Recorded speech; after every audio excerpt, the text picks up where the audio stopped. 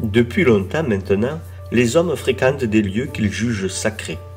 Déjà les Gaulois vénèrent les eaux, s'installent près des sources et provoquent des pèlerinages au long cours.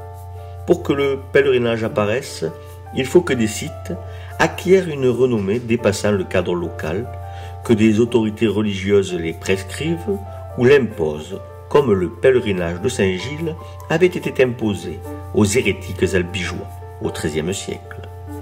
Il fallait surtout que des miracles se produisent et que les pèlerins puissent espérer un bénéfice pour guérir de telle ou telle maladie.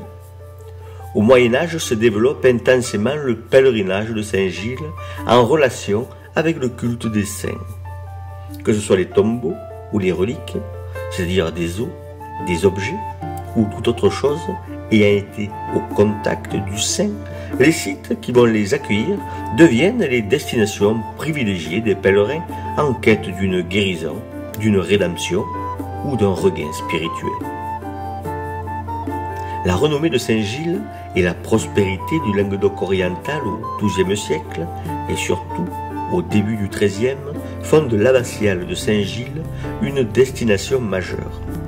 L'expansion de la chrétienté à l'ensemble de l'Europe fait de cette ville un lieu de réunion des pèlerins venus des quatre coins de l'Europe pour se recueillir près du tombeau du saint et espérer un rétablissement, un soutien, une destinée.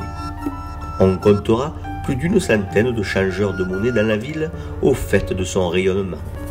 Le moteur du pèlerinage, c'est le miracle, dont les clercs font une large publicité au travers des vies des saints.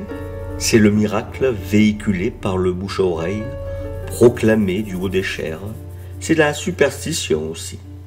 Compte tenu de l'état sanitaire des populations, de l'incapacité de la médecine traditionnelle à soigner la plupart des maladies, on comprend l'engouement pour les miracles et conséquemment les ruées de pèlerins sur les tombeaux des saints. Car on imagine mal aujourd'hui combien les voies de pèlerinage pouvaient être empruntées à certaines époques de l'année. Saint-Gilles a pu accueillir, dit-on, jusqu'à 50 000 pèlerins, jour, qui envahissaient la ville, cela sans compter avec les commerçants qui se chargeaient de les nourrir. Ce pèlerinage a fait la richesse de Saint-Gilles, des changeurs, des commerçants, de l'agriculture locale. Cette manne, d'autres ont voulu en profiter. Et voilà qu'à Arles, Sainte-Trophime offre aux visiteurs ce magistral portail sculpté comme pour concurrencer celui de Saint-Gilles. À y regarder de près, on croirait voir des offices de tourisme se démener pour attirer le maximum de touristes dans leurs cités historiques. C'est à croire que rien ne change.